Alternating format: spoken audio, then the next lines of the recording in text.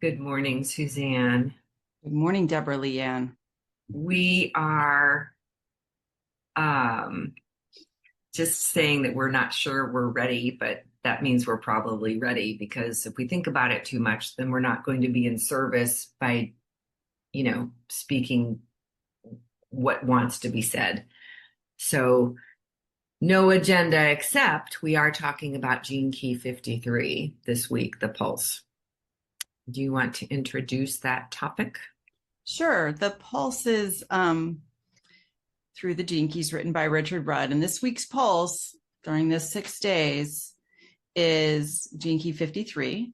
And it's moving from the shadow state, the very human essence of immaturity, to the gift of expansion. And the acidic state is superabundance. Yeah. So I I want to play with this human thing because I heard it so differently this time when I listened to the transmission on the 64 ways, the audio transmissions that Richard has done as part of the teaching. I'm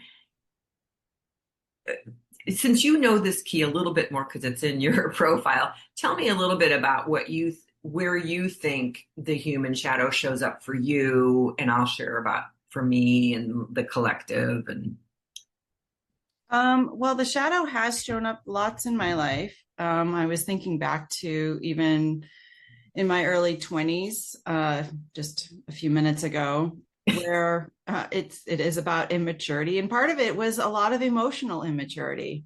I mean, I feel like I was fairly responsible. I was taught to be very responsible, but there are times where like the repressed side is very solemn. I don't think I was very solemn, but I could have been on the other side a bit fickle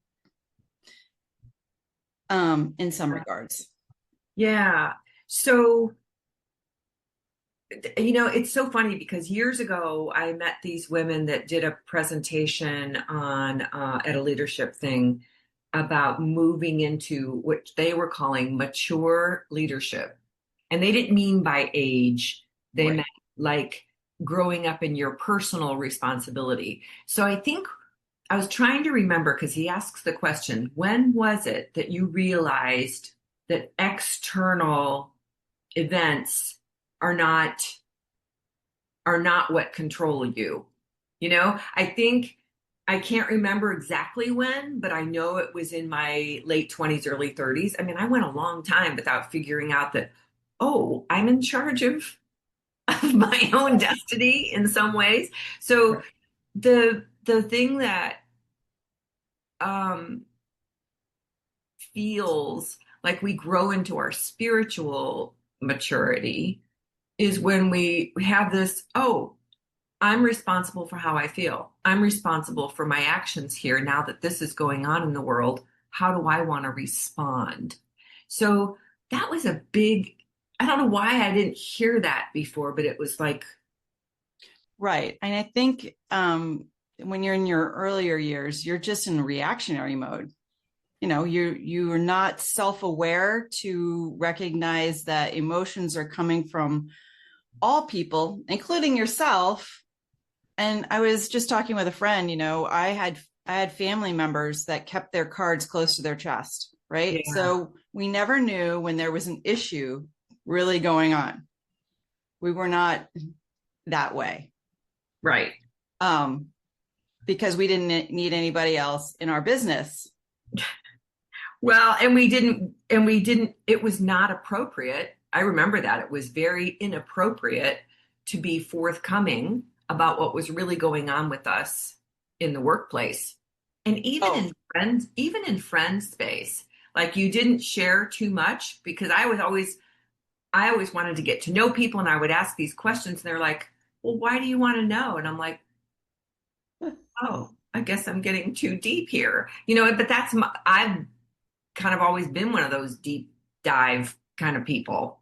Anyway, it was fascinating for me to hear that part of it. And then when we get to the gift side, let's speak a little bit about that because I feel like that's where we as light workers, as Right. way showers, we're the ones that are needing to model this because there's a lot of souls that haven't woken up to that space yet that they can say, no, this isn't the way I want it to be, you know?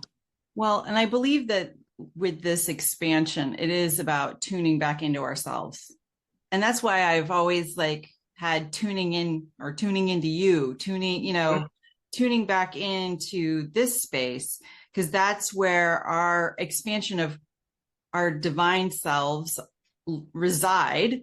And that's where we can allow it to come out even further Yeah. as our beingness, right? And Yeah. this is also a key that's called the initiator, and it's the God spark. It's your pure essence of who you are.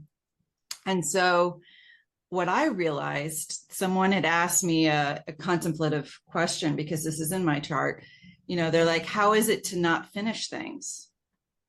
How is it in your being? Like, if you're designed in such a way that you are here to light up or spark things or to initiate things, well, I realized that I partner with people who have the other channel, which is Carry it through. Yeah, right. I'm one of those too, where I'm a big creator, but man, I do not want to see it all the way through to the end. I want other people to build it. So I'm a great initiator and I can get momentum moving, but the other part, you know, so Uh, if you need a team member that's like high energy that can, yeah, well, and you're the lifter off the ground, you're the rocket booster, right? And then, but when it comes to the rocket doing all of its thing after that, right. eh, I'm ready. I'm on the next project by then. So let's play a little bit with tapping into you were talking about tuning in, which is so funny because you have used it in more the vocal sound healing, tuning into your body healing and all of that. And I use it as a tune in to what's going on in your body, dropping into your belly, breathing from there, turning on your light. So it's that tuning in. And then I call it turning it up. So I'm glad that we've come to that from different places in our lives, and now we're tuning in together. But let's play a little bit with how can we, especially with this full moon shining so much light on all the stuff that needs maybe to be released, let go, create some space. This is what I'm feeling a lot of, creating space for what's coming, you know? And there's a lot of, and I can feel the grief in a lot of ways. There's so many things ending, so many things Yeah. that are falling away. And part of that is like, okay, so has it already served its purpose? Is there another purpose? I mean, as opposed to just throwing it out, is there a way to reinvigorate this relationship thing? You know, you and I are talking about like how do we repurpose or redesign what we're here to do, Right. work in the world. Um, I want to play a little bit with how do we tap into that, opening up the space for that wisdom to come through, the downloads to come through. Well, and this is really this particular expansion it is about heart devotion. Mm-hmm. It's about, I guess, trust. This is about letting go and trusting, Yeah. which, it sounds simple. And whether or not it's easy is another thing. Oh, boy, are you true. So, yeah, this is one of those where I love where Richard talks about that once you get to this superabundance, it's not abundance anymore.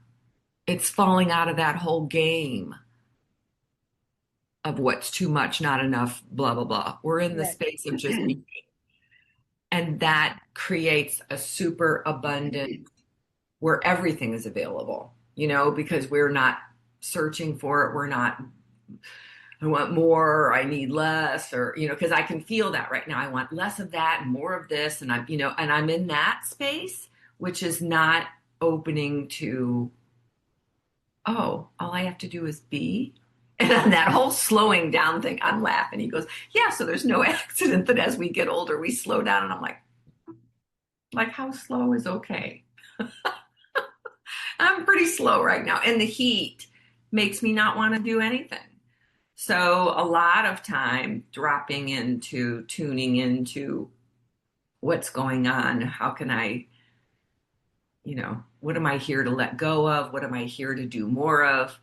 So those kinds of questions, like what do I want to do more of? Where am I getting stuck and playing victim to something? And, opening. So thoughts, ideas? Yeah, I was just thinking about relaxing into softness and that that feeling of just letting go. And there's all various different levels. It's, you might be releasing on an emotional level. You might be releasing things physically out of your landscape. You may be talking with your cellular, like your physical. Yeah, I can feel that. We're shifting from the, denser organic matter, which we will always be probably while we're in this form, but into more of the crystalline, the light. The cells are shifting, and it's unnerving to us as we're trying to figure out, well, I don't want to eat that anymore. I just want to eat berries. I am in love. I'm eating all the fresh berries I can get my hands on right now. And I thought, okay, so you don't need to eat meat and maybe all that dairy stuff, cheese. So anyway, I'm laughing because I know we're shifting. And so what I want to play with is, how do I, how we course correct. I want to get to a place where I recognize, oh, that's external based, old programming. I want to tune into or open up into more of the light. I'm still trying to find a marker or a guidepost that says you're off track, babe, get back in. Well, and I think that's Wow. we're getting to trust more of what our body tells us. Like if we're feeling exhausted, rest. I mean, like there's biomarkers within our own system that like sometimes it's time for healing and your body is regenerating. And it's Yeah. funny because I've been going, and then of course I had an ear issue, and then I pulled this card, and it was specifically about regenerating. And so it said, you're in this process right now of rebuilding some systems within yourself. So just go gentle. Gentle. That's a word I haven't heard in a while. And I love it because it's one of the Gene Key guideposts. I even have it posted on my website, right? Is it gentleness, patience, inquiry, oh, and contemplation. Yeah, I love that. And I can hear my inner programming about you need to be doing more. There's all these things to do, and I'm like, yeah, and it'll get done if it's supposed to get done, you know? One thing that I will say is when we're in that space of staying connected to our inner being, not externally trying to find answers, but finding that inner, okay, where to go, when to go, like having a conversation with yourself, all of yourself, your cells. And it's your own inner GPS. Yeah.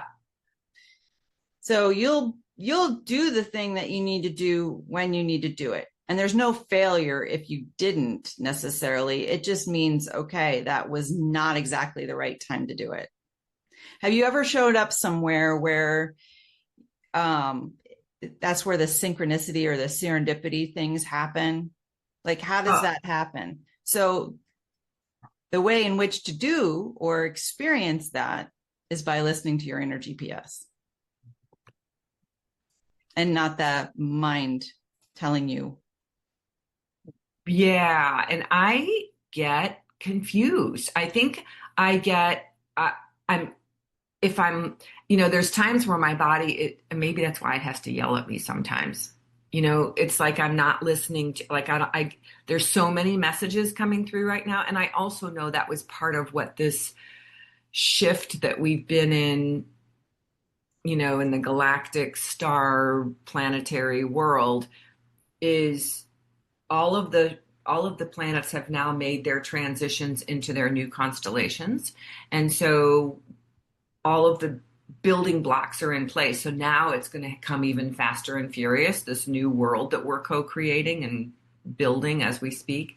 And what I'm wondering is, how do we know which messages are ours and which ones are? You and I are both very intuitive. We can hear a lot of other things. How do we tune into our unique? And what we're here to do, not what we should be doing Yeah. or what other people project on us to be responsible for. And Yeah. I did some discerning, like, because I did a lot of stuff in the environmental world, and I, was like, do I need to go there? Do I need to, like, I would have to get really super clear and listen to my sacral of, yes, that's where I need to be, or yes, this is what step I need to take. If it was a no, I have to honor that too. Even though I was like, well, shouldn't I? No, we're not here to do everything. We're here to do what we're here to do, our little piece of the puzzle. Yeah. Stay focused. So, so this is funny because I was having this conversation with myself this morning, and when I woke up, I'm like, am I supposed to be at that conscious capitalism conference with like-minded people looking at different ways of, running their businesses and leading their organizations? Am I supposed to go to, I'm just like, where am I supposed to be? And I used to really believe I was here to work with activists, and do I go to that climate change, gathering? So I'm like really discerning because I know I can't do all of them Right. aesthetically, physically, financially, Right. but I know that I know that I'm being called somewhere. I was telling you yesterday, I feel like I'm waiting on my train and it hasn't shown up yet. So what did you call it yesterday? Being in liminal space. Yes. And it's okay. Like, I know it may feel uncomfortable. I've been feeling like, because I've been in sail camp the past few days. At night, I'm I'm literally, I feel like my body is rocking. Hmm. And it's like, is it okay? Like, can you just be okay with that feeling? And that liminal space is very spacious. It's very out there, but things are restructuring. So, Okay, so we're getting it's like our foundation. And I was thinking about that with your ear and balance and all of that anyway, that right, how it all ties in to how do we find our footing. right, exactly. It's that stability key, that you and I have been playing with. And I'm just like, geez. Um, so any words from our star family? Are you still playing with that deck? I just love that deck. Sure, Um, I'll pick one for us. yeah, and I'm gonna look up the mudra for today. What would be good for this week? Top, middle, or bottom? Hmm. I'm feeling top. I was feeling middle, so I'll pick two. Oh, no worries. Okay. That was the first one I was going to say was middle. Okay, so Clairsenses is one of the cards. And this is from the Sirius. Syrians. And then the second one is about health. Ooh. And this is the Lyrians. That's so beautiful. You're right. They are very lyrical. The flow of the language and the writing is so, the symbols are so beautiful. This is So mudra, by the way. the mudra is, So it's your ring finger and middle finger are up, and your index, your pinky, and your thumb are touching. And I'm sure there's a teaching that goes with that, but I'm just going to I'm just going to hold that while you're reading the card. okay. What I'm sensing about clairsentience is that the image or things that I'm getting is tune back into your clairsentience. This is not about experiencing necessarily or trusting what you are hearing in that 3D sense, but it's the clair that you are really needing to pay attention to. Yeah, and clair, let's be clear about clairsenses. It means clairvoyance. It's like what you might be seeing. Clair sentience is just knowing. And what's the one about clair audio? Yeah. Yeah. Okay. So there's different ways of receiving those. Right. So you're working on your antenna, basically. Oh, I love that. Okay. You're tightening up your antenna to listen to the truth, your soul truth. And so what they're saying here is my clairsenses continue to expand with my peace. And how cool is that? This is all about expansion, right?